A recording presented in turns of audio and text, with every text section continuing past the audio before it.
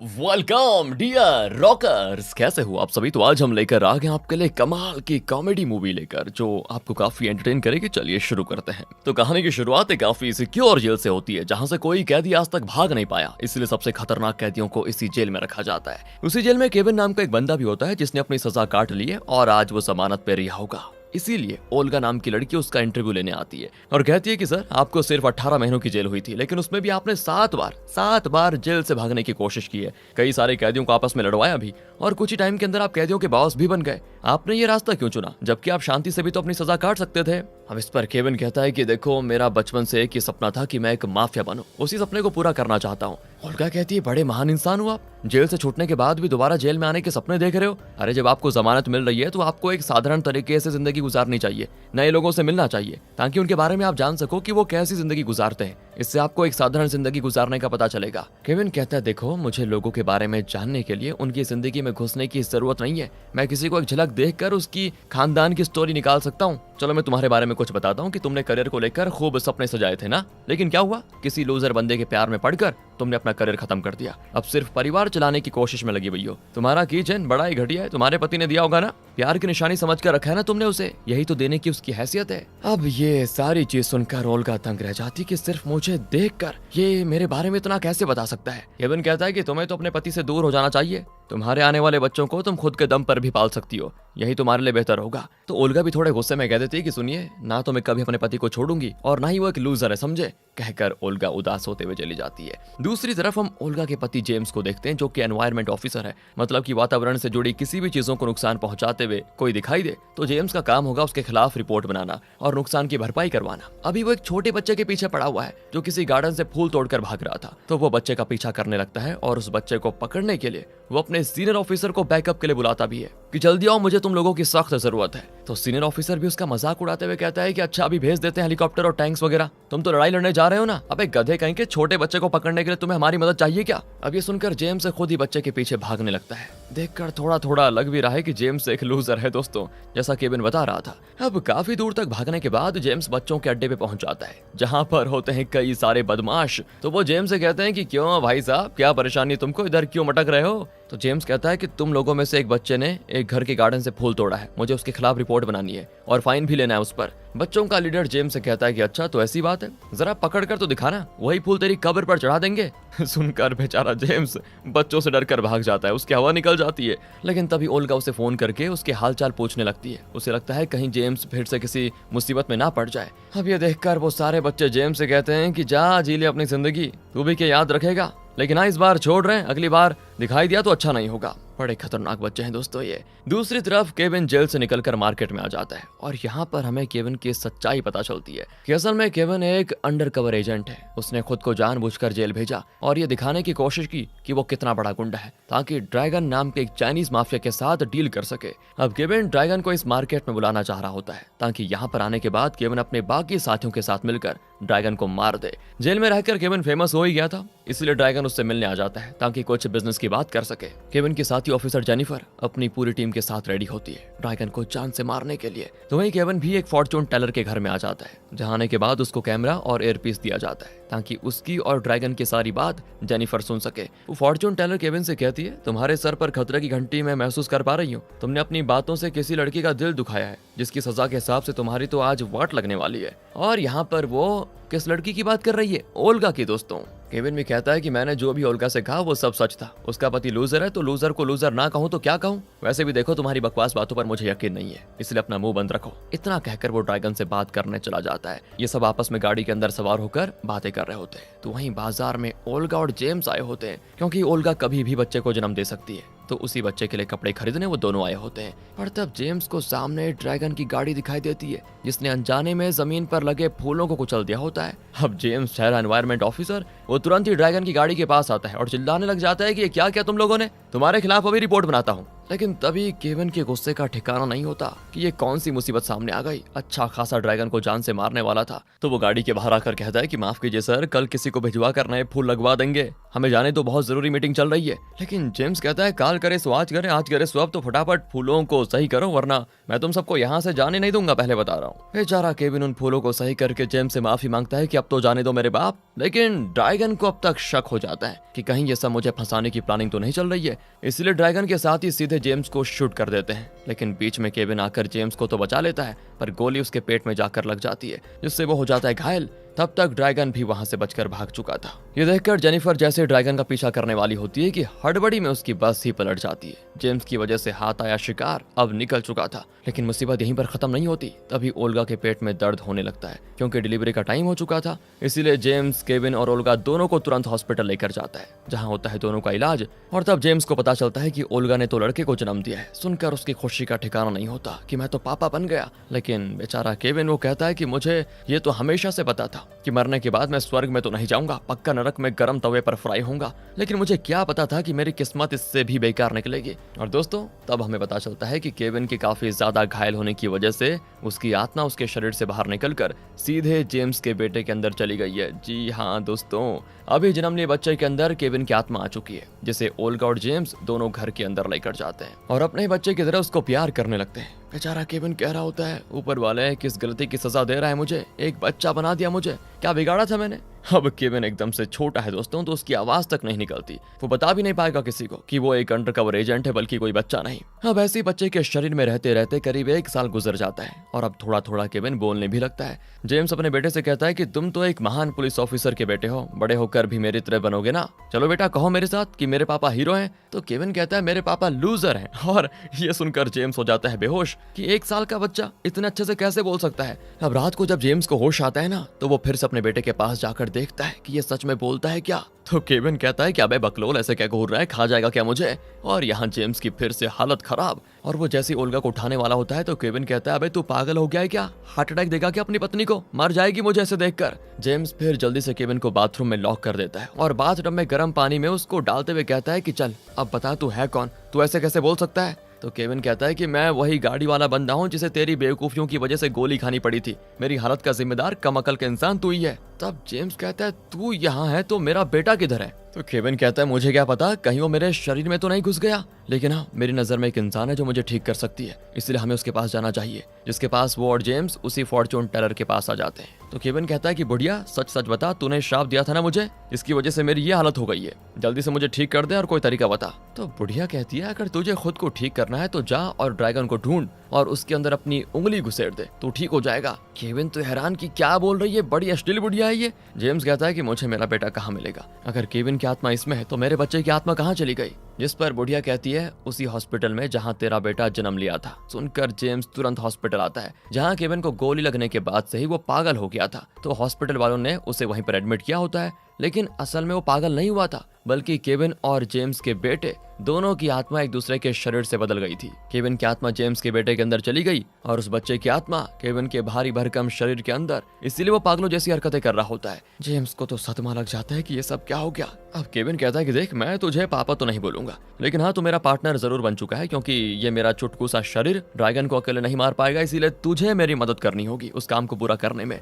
जो तेरी वजह से खराब हो गया था। इसमें हमारी मदद जेनिफर भी करेगी, इसलिए उसके पास चलते हैं। जेम्स जैसे जेनिफर के पास आता है वो उसको देखकर भड़क जाती है कि तेरी वजह से ड्रैगन भाग निकला था और अब आ गया मेरी मदद करने के लिए, तुझसे नहीं हो पाएगा। सिर्फ एक ही इंसान वो काम कर सकता था और वो था केविन, जो अभी हॉस्पिटल में है बेचारा। इतना कहकर वो चली जाती है वहां से। अब केविन जेम्स से कहता है कि देख जेनिफर तो मदद करने से रही, लगता है हम दोनों को ही ड्रैगन को ढूंढकर उसके अंदर उंगली घुसेड़नी पड़ेगी, तभी जाकर मुझे मेरा शरीर वापस मिल पाएगा और तुझे तेरा बेटा। देख मेरे पास एक प्लान है, ड्रैगन की एक छमिया है, तुझे पास के क्लब में मिल जाएगी, उसको उठा लेते हैं, उसको जरूर पता होगा कि ड्रैगन कहाँ मिल सकता है, उसके बाद ही ड्रैगन को पकड़ लेंगे। इसलिए जेम्स केविन को बेबी स्टॉलर में डालकर क्लब के बाहर छोड़ देता है और खुद क्लब में आ जाता है, जहाँ केविन बच्चों के वॉकी टॉकी की मदद से जेम्स को गाइड कर रहा होता है। कि वो लड़की कैसी दिखती है। तो जेम्स को क्लब के अंदर नाच रही एक लड़की दिखाई देती है जो कि केविन के बताए हुए होलिये से बिल्कुल मैच कर जाती है। केविन कहता है कि फिर सोच क्या रहा है बे, जल्दी से सेट कर ले उसको और डेट पर चलने को बोल, वहीं से उठा लेंगे उसे। जेम्स कहता है कि यार मैं शादीशुदा हूँ, बड़ी मुश्किल से ओल्गा को पटाया था मैंने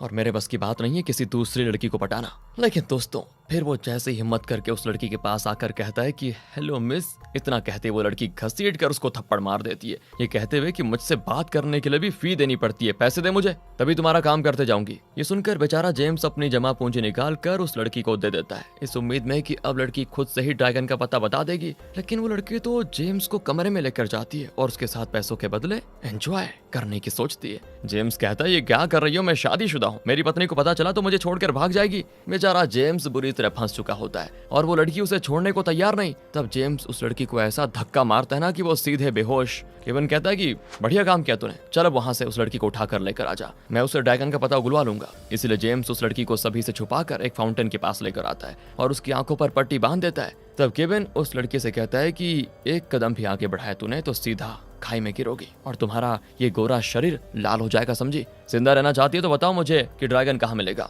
ये सुनकर वो बेचारी लड़की सच में डर जाती है कि ये लोग मुझे नीचे फेंक देंगे। तो वो बता देती है ड्रैगन अभी कुछ बिजनेस डील के लिए शिप पर मौजूद है, वहाँ सिर्फ डीलर्स वगैरह को जाना ही अलाउड है, हैरा गैरा वहाँ नहीं जा सकता। तभी क्लब वाले उस लड़की को देख लेते हैं तो केविन जेम्स से कहता है कि भगले गुरु अपना काम हो गया, जिसके बाद दोनों वहां से तुरंत कट लेते हैं। अब यहाँ रात को जेम्स की एनिवर्सरी होती है तो ओल्गा काफी तैयार होकर जेम्स के पास आती है ताकि वो दोनों एक साथ आराम से टाइम बिता पाए। वहीं पर झूले में केविन भी बैठा होता है, वो कहता है कि वाह क्या माल है। ये सुनकर जेम्स जल्दी से दूसरे कमरे में उसको लेकर जाने लगता है ताकि उसको सुलाकर वापस आ सके। ओल्गा कहती है ये क्या कर रहे हो, बच्चे को यहीं सोने दो ना। लेकिन जेम्स कहता है ये बच्चा नहीं है, मेरा मतलब कभी तो बड़ा होगा ना, ये सब देखना भी इसके लिए ठीक नहीं होगा। जिसके बाद वो जबरदस्ती केविन को कमरे के बाहर लाकर ऐसी बेसुरी आवाज में लोरी सुनाता है कि कान में दर्द होने की वजह से केविन को नींद आ ही जाती है। लेकिन तब तक ओल्गा भी सो चुकी थी और ये देखकर जेम्स उसको परेशान नहीं करता और वो भी सो जाता है। अगले दिन केविन और जेम्स दोनों उसी शिप पर आ जाते हैं जहाँ ड्रैगन भी मौजूद है। लेकिन अंदर आने से पहले जेम्स का मोबाइल उससे ले लिया जाता है और अब वो जेनिफर को फोन करके बैकअप भी नहीं बुला सकता।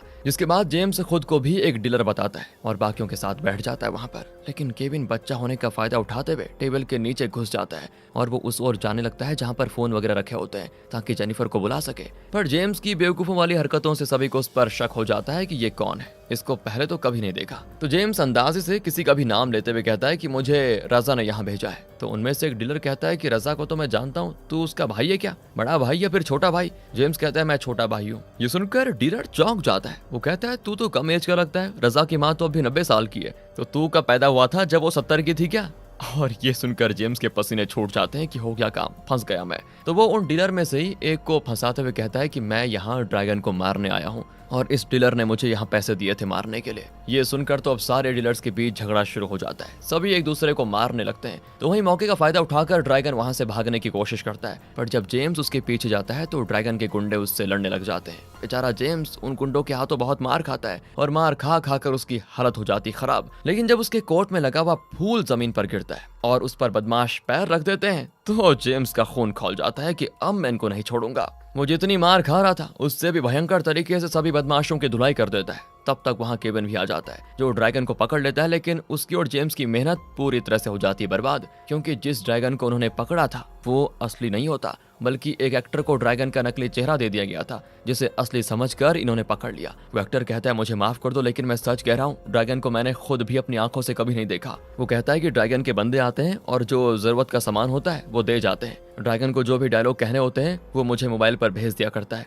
इसलिए मैं कभी भी उसकी रियल आइडेंटिटी को नहीं जान पाया। अब ये सुनने के बाद जेम्स और केविन के गुस्से का ठिकाना नहीं होता कि अब हम कहाँ ढूंढेंगे ड्रैगन को। लेकिन उनके पास वो फोन जरूर आ चुका है जिसमें ड्रैगन डायलॉग भेजा करता है। तो दोस्तों अब इस फोन की मदद से ये ड्रैगन तक पहुंच सकते हैं, बस एक बढ़िया प्लान बनाने की जरूरत है। अब इतना बड़ा मुश्किल काम करने से जेम्स को भूख लग जाती है, इसलिए वो ड्रैगन की मीटिंग से चुराए हुए चॉकलेट्स खा लेता है। उसे ऐसा लग रहा था कि उसने चॉकलेट खाए, लेकिन असल में वो सब नशीली चीजों के सैंपल्स थे, जिन्हें खाकर तो जेम्स खुद पर से अपना होश खो बैठता है और वो पागलों जैसी हरकतें करने लगता है। काफी देर तक नशा चढ़ने के बाद जब असर कम हो जाता है तब उसको केविन कहीं दिखाई नहीं देता, क्योंकि वो केविन को मेले में ही कहीं खड़ा करके भूल गया था। तो वहीं बेचारा केविन हैमस्टर जानवर के बीच फंस चुका होता है, जहाँ वो एक छोटा बच्चा, तो उसके लिए हैमस्टर काफी बड़ा है, इसलिए केविन बुरी तरह से घबरा जाता है, पर उसे कुछ हो पाता तब तक जेम्स वहां पर आकर उसे बचा लेता है। केविन से कहता है वो कि मुझे माफ कर देना यार, मैं नशे में आकर न जाने तुम्हें कहां भूल गया था, मुझे तो लग रहा था कि मैं तुम्हें हमेशा हमेशा के लिए खो दूंगा। तो आज केविन भी कह देता है कि मैंने भी हमेशा तुझे लूजर ही समझा, लेकिन मुझे अब समझ में आया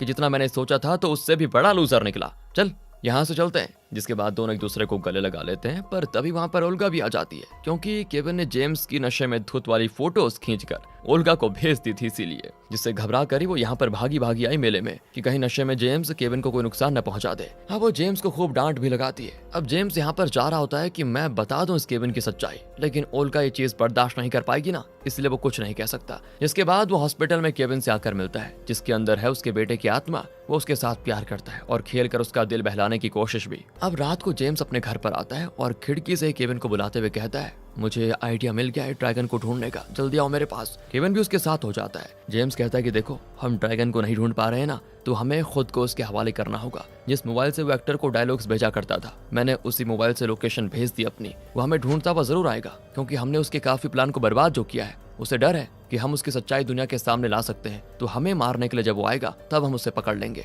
और तब तुम उसके अंदर उंगली घुसेड़ देना। लेकिन तभी ड्रैगन के आदमी उसकी गाड़ी का एक्सीडेंट कर देते हैं, जिससे जेम्स हो जाता है बेहोश, और जब उसे होश आता है तो वो खुद को बंदी बना पाता है और उसके सामने है केविन। केविन कहता है कि ऐसा खतरनाक प्लान बनाने से पहले कम से कम मेरे साथ एक बार पूछ तो लिया होता, देखा फंस गए हम, हो तो अच्छा हो मेरा दिमाग तेज चलता है। तो तेरी पत्नी का फोन उठा लिया था मैंने, जेनिफर को फोन करके बुलाता हूँ अभी, वो आकर हमारी मदद कर देगी। लेकिन वो फोन ही करने वाला होता है कि तभी वहां पर जेनिफर आ जाती है। अब वो केविन को तो पहचानती नहीं कि बच्चे के अंदर असल में केविन है, सिर्फ जेम्स को देखकर कहती है तुमने तो मेरी नाक में दम करके रखा हुआ है, पहले भी मेरा प्लान फेल किया, अभी भी परेशान करने में लगे हुए हो, इसलिए तुम्हारा एक्सीडेंट करवाना पड़ा मुझे। जिसके बाद जेनिफर सारी सच्चाई जेम्स को बताने लगती है कि कोई ड्रैगन इस दुनिया में एग्जिस्ट ही नहीं करता, ड्रैगन को तो मैंने खुद बनाया है, वो भी सिर्फ केविन को फंसाने के लिए। जिस दिन वो गाड़ी के अंदर ड्रैगन को मारने आया था, उस गाड़ी में भी ड्रैगन के होलिया में वही एक्टर मौजूद था, क्योंकि ड्रैगन नाम का कोई इंसान इस दुनिया में है ही नहीं। मैं केविन को गाड़ी में बस एक बार लाना चाहती थी ताकि वहीं उसका खेल खत्म कर दूं, लेकिन तुमने मेरा प्लान फेल कर दिया। ये सुनकर जेम्स हैरान हो जाता है। वो कहता है मैंने तो सोचा था कि तुम और केविन एक दूसरे को पसंद करते हो। तो जेनिफर कहती है करते हो नहीं, करते थे, मैं केविन से बेहद प्यार करती थी, लेकिन शादी वाले दिन ही उसने मुझे धोखा दे दिया और वो आया ही नहीं। उसके बाद मैंने कभी उसे देखा नहीं, इसीलिए मैंने ड्रैगन का प्लान बनाया, क्योंकि अंडरकवर एजेंट होने की वजह से वो जरूर ड्रैगन को पकड़ने में मेरा साथ देगा और तब मैं उसकी जान ले लूंगी। ये मैंने सोचा था, लेकिन तुमने सब गोबर कर दिया, इसलिए अब तुम भी नहीं बचोगे। और वहाँ बैठा केविन भी दंग रह जाता है सच्चाई जानकर, लेकिन वो समझ चुका था कि अगर ड्रैगन को जेनिफर ने बनाया तो इसके अंदर ही उंगली घुसेड़नी होगी, और वो उसके अंदर उंगली घुसेड़ने की कोशिश करता है, लेकिन कुछ फायदा नहीं होता। तब जेनिफर अपने ही पैर में गोली मार देती है और सारे पुलिस वालों को बुलाकर कहती है ये जेम्स ही असली ड्रैगन है, मैंने इसको पकड़ने की कोशिश की तो इसने मुझे शूट कर दिया। और यहाँ से सभी जेम्स के पीछे पड़ जाते हैं। केविन जेम्स से कहता है कि सोच क्या रहा है, मेरे सर पे बंदूक तान दे और हॉस्टेज बनाकर मुझे यहाँ से भगा, वरना तू तो गया। इसलिए जेम्स बंदूक केविन के ऊपर तान कर सभी से कहता है कि कोई मेरे पीछे मत आना, वरना इस बच्चे को गोली मार दूंगा। सभी फिर रुक जाते हैं और जेम्स केविन के साथ गाड़ी में घुस जाता है। जेम्स को तो गाड़ी चलाना भी नहीं आता, पर केविन एक्सपर्ट है, इसलिए वो बढ़िया तरीके से गाड़ी चलाते हुए हॉस्पिटल जा रहा होता है, ताकि ड्रैगन में उंगली करने के बाद जब वो अपने असली शरीर को टच करेगा तो शायद इससे दोनों की आत्माएं वापस बदल जाएंगी। पुलिस वाले गाड़ी के पीछे होते हैं, लेकिन तब भी केविन गाड़ी हॉस्पिटल ले आता है और वहां पर आने के बाद वो अपने असली शरीर को छूने की कोशिश करता है, लेकिन इससे भी कोई फायदा नहीं होता और कमरे के अंदर पुलिस वाले आकर जेम्स को कर लेते हैं गिरफ्तार। न्यूज में तो खबर फैल जाती है कि सबसे बड़ा माफिया ड्रैगन गिरफ्तार हो चुका है। इधर जेनिफर केविन से मिलने हॉस्पिटल आती है और उसको भी अपनी सच्चाई बता देती है कि कैसे मैंने तुम्हें फंसाया। इसके बाद वो उसको जान से मारने की कोशिश करती है, पर तब केविन, जिसके शरीर में उसकी आत्मा वापस आ चुकी थी, वो जेनिफर से कहता है कि ऐसा करने के बारे में सोचना भी मत, मैंने तुम्हारी सारी बातें रिकॉर्ड कर ली है जो अभी मीडिया में लाइव शो हो रहा है, तुमने सच्चाई बताकर खुद के पैर पर कुल्हाड़ी मार दी है। यानी कि दोस्तों, ड्रैगन में उंगली करने का प्लान सफल रहा। केविन को उसका शरीर वापस मिल गया और बच्चे की आत्मा जेम्स के बेटे में वापस चली गई। जेम्स को भी जेल से बाहर निकलकर उसको मीडिया वाले हीरो घोषित कर देते हैं कि ड्रैगन की सच्चाई लाने में सबसे बड़ा हाथ जेम्स का ही था। ये देखकर ओल्गा भी खुश होती है कि मैंने हीरो से ही शादी की, ना कि लूजर से। तब जेम्स से मिलने केविन आता है और उससे कहता है कि बड़ा ही कमाल का एडवेंचर था, क्या ऐसे और एडवेंचर में मेरा साथ देना चाहोगे पार्टनर, एजेंट बनकर। सुनकर जेम्स की खुशी का ठिकाना नहीं रहता कि मैं भी अब एक अंडरकवर एजेंट बन चुका हूं, बताओ, और वो तुरंत ही केविन का पार्टनर बन जाता है। इसी हैप्पी एंडिंग के साथ होती है मूवी यहाँ पर खत्म। बाकी दोस्तों, थी ना थोड़ी अलग किस्म की मूवी, आप बताइए कमेंट्स में। मिलते हैं आपसे अगली वीडियो में, ध्यान रखिए अपना। Thanks for watching.